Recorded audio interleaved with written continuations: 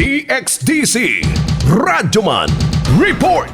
Nagpatuman ang Davao City Police Office og maximum tolerance ngadto sa mga relihistang nagprotesta sa Freedom Park karong adlaw subay sa ikaduhang State of the Nation address ni Presidente Bongbong Marcos. Sumala ni Police Colonel Alberto Lupas, DCPO City Director, dili magpanuko ang kapulisan nga arestohon kung aduna may mga violations nga malapas ang mga progresibong grupo atol sa ilahang demonstrasyon. Matud ni Lupas nga nakadeploy na ang mga personahe sa Civil Disturbance Management aron magbantay sa mga aktibidad atol sa zona.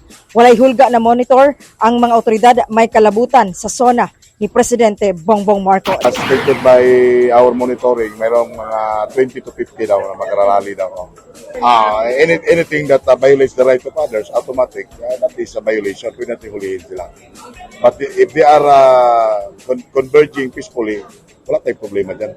Gikan dinhi sa Davao City Police Office, kasama mo sa balita ug serbisyo publiko, reaching millions nationwide and worldwide for 70 years. Radyoman Aimee Ginita, Tatak, RMN. Tatak RMN.